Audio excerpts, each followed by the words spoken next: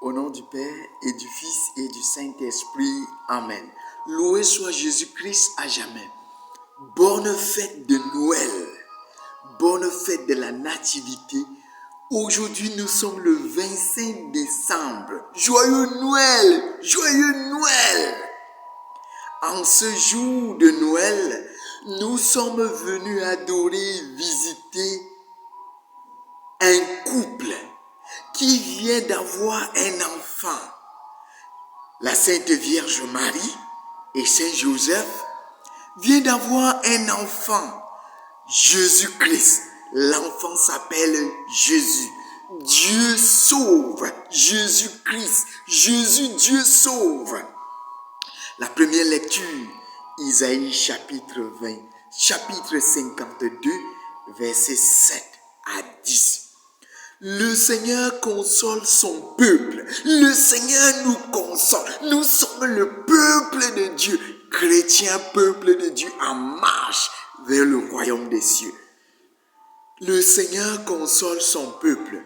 Lui-même vient pour nous consoler. C'est Dieu lui-même qui vient te consoler. C'est Dieu lui-même qui vient me consoler. C'est Dieu lui-même qui vient nous consoler. Quelle joie, mes frères et sœurs.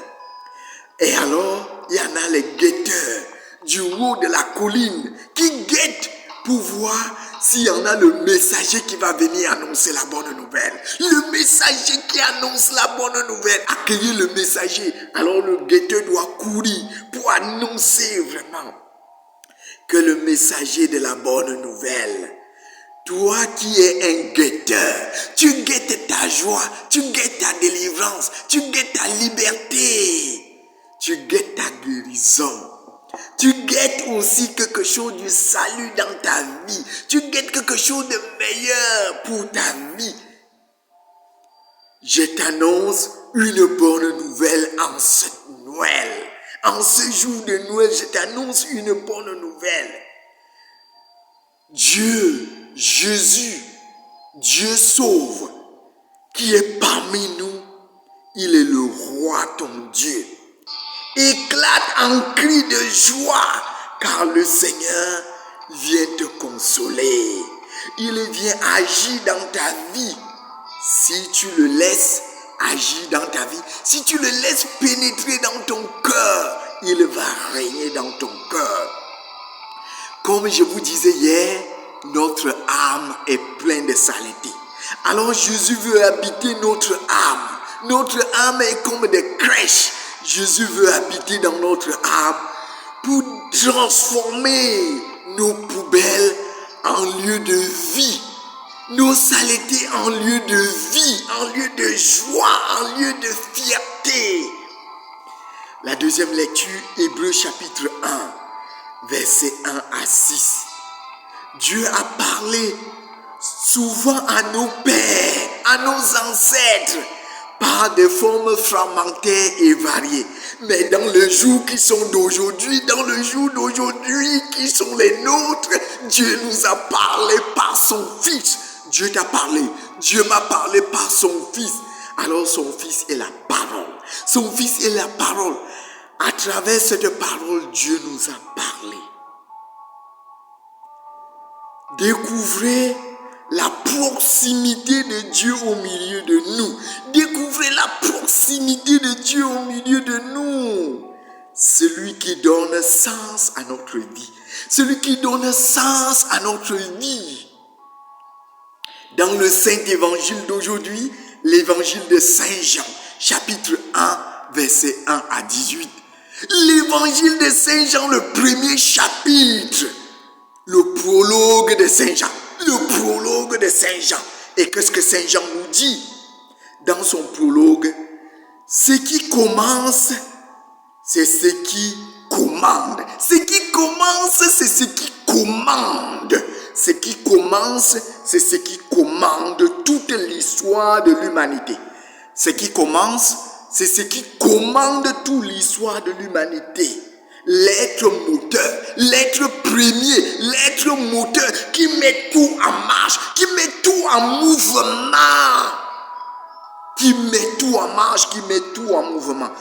Celui qui tire ce qui n'existait pas à l'existence. celui qui amène ce qui n'existait pas à l'existence, le commencement. Au commencement était le Verbe. Au commencement était le Verbe. La parole de Dieu. C'était ça au commencement. C'est par qui tout a été fait. Et en dehors de ça, rien n'a été fait. Mon frère, ma soeur, la parole de Dieu, c'est quelqu'un. La parole de Dieu, c'est quelqu'un. Dis quelqu'un. La parole de Dieu, c'est quelqu'un. La parole de Dieu, c'est quelqu'un. Et moi, je connais ce quelqu'un. Je connais son nom. Voilà le prologue de Saint Jean qui nous dit: au commencement était la parole, le Verbe, le Verbe. La parole de Dieu, c'est celui dont le prologue de Saint Jean te donne le nom. Te donne le nom, le Verbe, le Logos. C'est Jésus lui-même. Dieu est dans sa parole. Et sa parole porte sa puissance. Dieu est dans sa parole et sa parole porte sa puissance. Romains chapitre 1, verset 16. Ta parole est vérité. Ta parole est la lampe de mes pas, la lumière sur mes yeux. La parole de Dieu est la lampe sur nos pas, la lumière sur nos yeux. Oui, oui, Jésus est la lumière pour nos yeux. Il est la lampe sur nos pas. La Vierge Marie, par la grâce, par cette grâce, la Sainte porte en elle le Verbe, la parole. Le Verbe s'est fait chair dans le sein de la Vierge Marie. Le Verbe s'est fait chair, a pris chair. Le Logos a pris une image humaine. Le Logos divin a pris l'image humaine dans le sein de la Vierge Marie. Oh, la bienheureuse Vierge Marie. Elle est celle qui donne forme au Logos divin. Voilà la matière que Dieu se sert pour que le Logos vienne dans notre vie. Jésus a pris chair dans le sein de la Vierge Marie. Voilà la matière qui nous donne le Fils. C'est la matière que le Verbe a pris chair pour nous donner l'image, le visage. Le visage, a pris le visage humain pour nous donner Dieu lui-même. Dieu s'est pris chair dans le sein de la Vierge Marie. Le Verbe était la vraie lumière. Le Verbe était la vraie lumière. La Sainte Vierge Marie, on dit qu'elle est vierge avant, pendant et après. Et Saint Jean nous dit, le Verbe était la vraie lumière. La lumière est venue dans le monde et les ténèbres ne l'ont pas arrêtée. Les ténèbres ne pouvaient pas arrêter la lumière.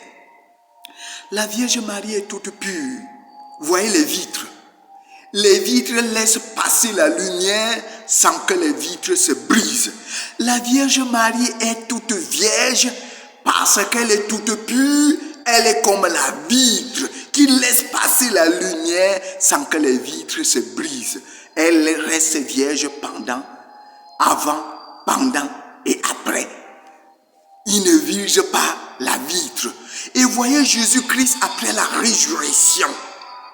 Toute porte close et Jésus apparaît au milieu de ses disciples et il dit, la paix soit avec vous. Alors Jésus peut passer sans dévierger la Vierge Marie. Elle reste vierge avant, pendant et après. Parce que Jésus est la vraie lumière. Et la vraie lumière qui ne brise rien.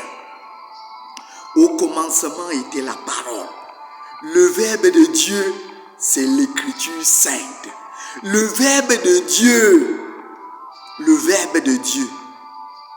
c'est Jésus lui-même.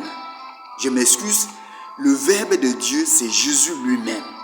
Mais l'écriture sainte, c'est quelque chose. L'écriture sainte, c'est quelque chose qui raconte l'histoire de quelqu'un. Qui raconte l'histoire de quelqu'un. L'écriture sainte n'est pas Jésus. La Bible n'est pas Jésus. Est-ce que vous m'écoutez? La Bible, c'est l'écriture sainte. Ce n'est pas Jésus. Mais la parole qui est dans l'écriture, voilà Jésus. C'est l'énergie. La parole, l'énergie qui est dans l'écriture, c'est la parole de Dieu lui-même. L'écriture raconte la parole. Et l'énergie qui est dans les Écritures, c'est la parole de Dieu qui habite les Écritures. La parole de Dieu habite les Écritures. Mais l'Écriture est domus, maison de la parole, domus. L'Écriture, la Bible est la maison de la parole, domus. Là, la parole de Dieu habite. Mais l'Écriture n'est pas Jésus. Mais la parole de Dieu habite l'Écriture. Jésus habite les Écritures. Jésus habite les Écritures. Mais les Écritures ce n'est pas Jésus. Mais la parole, l'énergie qui est dans l'Écriture, c'est Jésus lui-même. Domus, la maison de la parole. La Bible est la maison de la parole. Le lieu d'habitation de la parole. Le lieu d'habitation du logos, du verbe. L'écriture sainte, c'est la Bible. C'est le coffre de la parole de Dieu. C'est le coffre de la parole de Dieu. Nous ne croyons pas à un livre. Nous ne croyons pas à un livre, mais nous croyons à une personne. Nous croyons à une personne. C'est Jésus. Nous croyons en Jésus, qui est la parole de Dieu, qui est le logos de Dieu. Mais si la parole habite l'écriture, alors nous devons respecter la Bible, parce que la Bible est le coffre où la parole de Dieu habite. Alors la Bible est domus, la maison de la parole. Nous devons respecter la Bible. Mais la parole de Dieu déborde les Écritures. La parole de Dieu est au-delà des Écritures. La parole de Dieu n'est pas seulement limitée dans la Bible. La parole de Dieu est au-delà de la Bible. Dieu n'est pas limité dans la Bible. Personne ne peut limiter Dieu. Dieu est tout puissant, omniscient, omnipotent. Il est au-delà des Écritures. Alors, la parole de Dieu déborde les Écritures. L'Écriture nous parle de la parole de Dieu.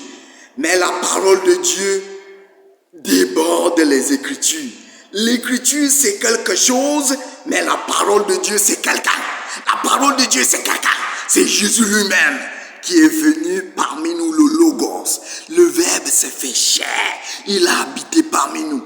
La Vierge Marie est celle qui a dit oui. Oui, mon frère, ma soeur, ton oui peut engendrer Jésus. Ton oui peut engendrer Jésus dans ta vie. Dis aussi oui comme la Vierge Marie. La Vierge Marie a dit oui. Et son oui a donné les conséquences. Les conséquences de ton oui, d'accepter le coffre qui est la Bible, d'accepter Dieu, d'accepter le projet de Dieu dans ta vie. Mon frère, ma soeur, qui t'a créé? Dieu t'a créé. Tu as un projet. C'est pourquoi Dieu t'a créé. Sois le producteur des merveilles de Dieu. Que personne, aucun autre esprit ne règne dans ta vie, que l'Esprit de Dieu règne dans ta vie. Amen.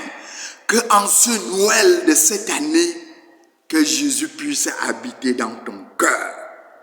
Que ton cœur puisse être le coffre, le maison, le domus, la maison d'habitation de Jésus lui-même.